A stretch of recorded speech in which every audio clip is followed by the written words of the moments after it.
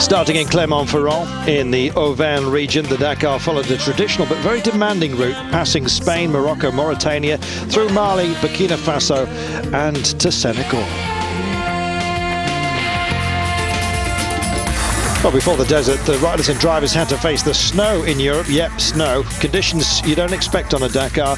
Despite the weather, 35,000 spectators cheered the competitors on and were entertained by some great dirt track racing.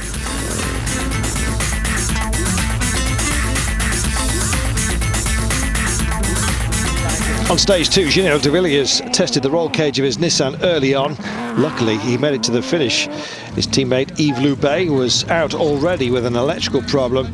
This was a sign, perhaps, for Nissan that we're going to face a very tough Dakar. French Enduro champion David Frétigné was the man opening the stages. His two-wheel drive Yamaha 450 meant that he won 2 of the 3 European stages. Good through the soft stuff. On the Spanish beaches, everyone got their first taste of sand, albeit very different from the Sahara.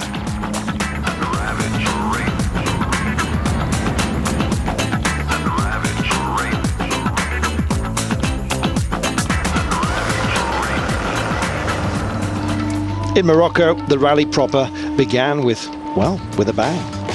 Only 5 kilometres into Africa, 3 times winner Richard Seidt crashed at over 100 kilometres per hour. The result was a forearm injury needing 8 stitches. He decided to ride on. Giovanni Sala was going well until he hit a rock. That sent him immediately to the medical helicopter and out of the rally. Well, due to the heaviest rainfalls of the last 30 years in Morocco, the drivers had to battle a huge amount of water. And during the opening days in Africa, nobody was really prepared for it. Even the professionals committed some big mistakes. Jutta Kleinschmidt hit the water hard, and the water came straight over the front of her VW Race Touareg and into the air intake. She lost 5 hours and 20 minutes, and the dream of another Dakar win was already over for her.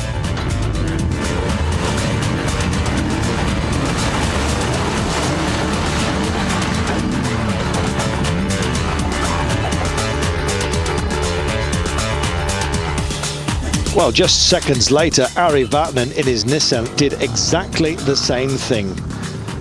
Who'd have believed it? Car engine full of water, and the time loss of 2.5 hours for him.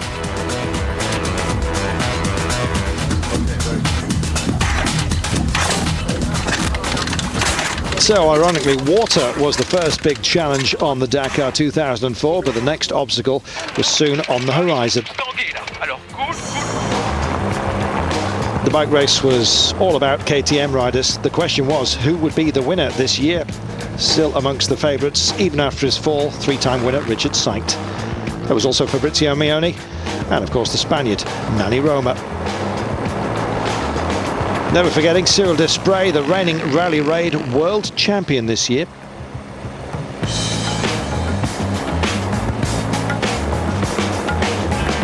Well, former water carrier Esteban Puyol was given the chance to go for victory himself for the first time. He was the leading man overall, but he fell dramatically and mechanical problems forced him way down the order. Well, the longer the rally continued, the more difficult it got. Navigation was one of the keys, but many had difficulties finding their way.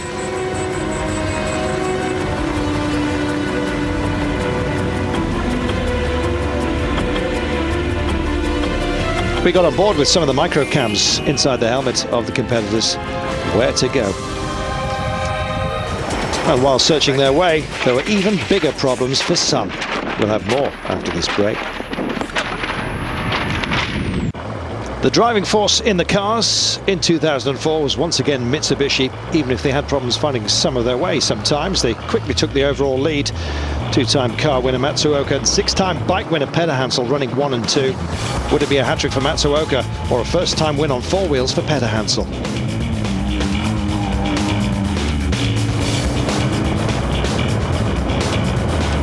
The cars had balance, they had poise, they looked unbeatable. On the opening stage in Africa, Peder Hansel took the lead for Mitsubishi. The Japanese manufacturer went on to win 6 more stages with the new Pajero Evo.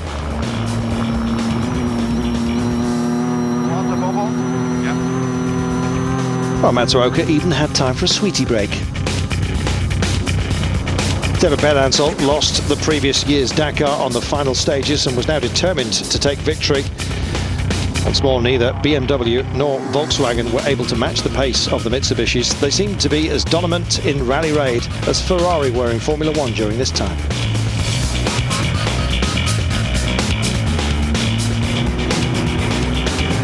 Matsuoka suddenly found it difficult to stay with Peder Hansel after losing 1 hour due to mechanical problems, but it still looked like a safe 1-2 for the two top Mitsubishis in 04.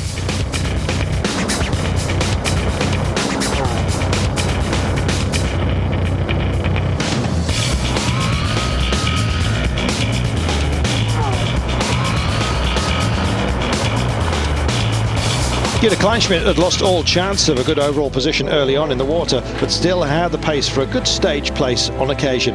And in the end, it was one stage win for her and the Volkswagen Touareg on the penultimate day. Just the start of a massive development program for Volkswagen. And of course, it goes on.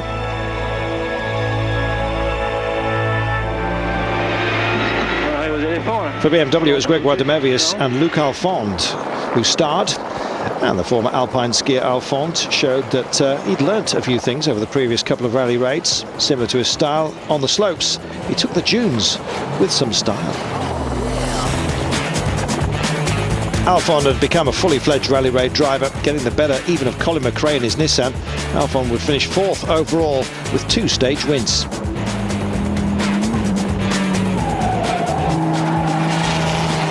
Jean-Louis Schlesser took 3rd in the final standings and showed once more what kind of rally raid driver he is, a very good one. His famous self-built buggy was again one of the few cars that could rival the mighty Mitsubishis, even if he claimed just 1 stage win, and that was in Europe. Well, the Dakar is renowned for its beautiful landscapes, and the dunes look spectacular, but they are formidable as an obstacle, and by night they just turn into sand monsters. Yes, for 736 kilometres between Tajika and Nema, nobody had it easy. It was one of the rally's biggest challenges this year. Well, after the leaders had set the trails into the soft sand, the privateers tried to follow and got trapped. And sometimes we were able to find even real Dakar legends in deep trouble.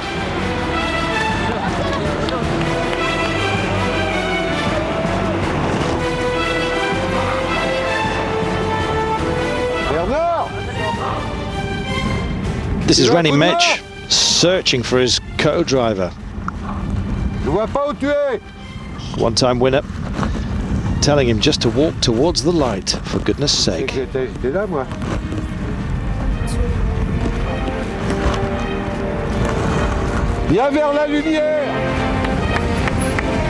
Well, these 736 kilometres were a hard test even for the pros, and saw many absolutely exhausted. Even Luc Alphonde, who's pretty fit, well, he is an athlete, he was out of it.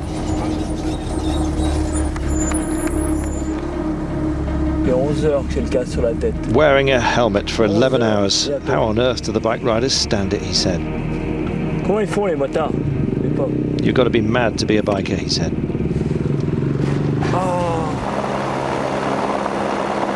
It went on and on. The battle had really heated up between Richard Sykes, 3 times a winner, and Danny Römer, who had so far never taken the title.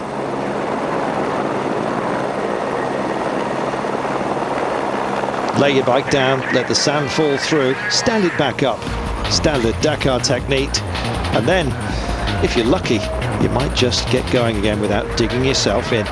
Clearly these two would battle it out for the victory in the Dakar, as Esteve had lost too much time already. Desprez lost earlier, losing crucial minutes in, or on, the 2 leaders, I should say, and Mioni had been plagued by mechanical problems. It left only Sykes and Römer in the battle for the lead.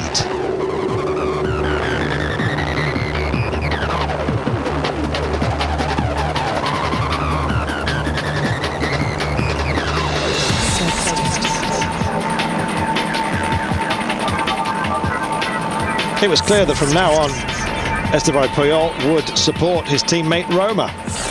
Frenchman Brucey was supporting Sainz, but Brucey would have to retire from third position when he fell and broke his collarbone. That was not playing out well for Richard Sainz and his plans.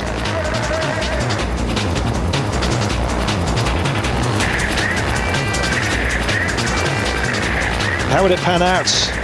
We'll be back after the break to find out. Stay with us.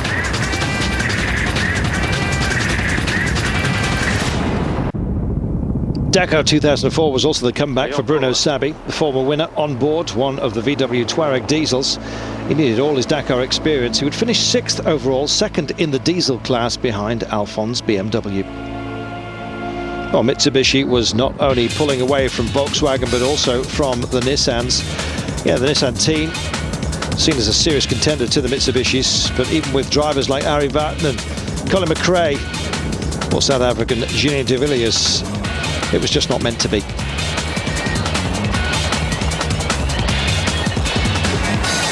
Looking at the numbers, it looked like a decent Dakar for Nissan. Vatanen clocked his 50th stage win, whilst McRae got two stage victories as a rookie. They even had a 1-2-3 finish at Ayoun Al Atrous on stage 13. Best in the overall standings was de Villiers, 7th by the end.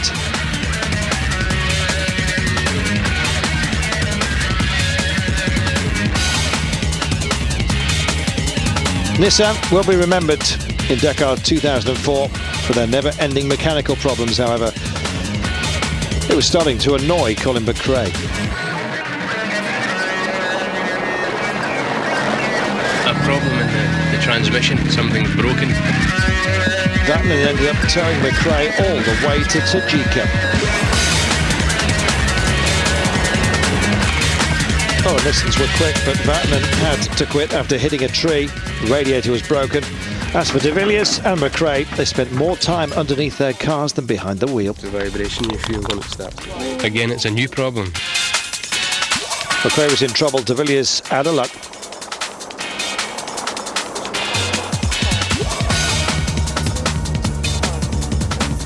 Well, it seems we have an electrical problem, and the car keeps on cutting out when we drive. The 2004 Nissan Cruise needed a lot of technical skill and mental strength. Vatanen and McRae both spent 2 nights out in the desert. Even the humour began to dry up just a little bit. Too much time. Too much time? Yeah. Tina Turner still smiling. A little pause then for the competitors in the middle of the rally due to threats against the security of the race. That sounds familiar, doesn't it? Officials decided to cancel Nema to Mopti and Mopti to Bobo Dioulasso.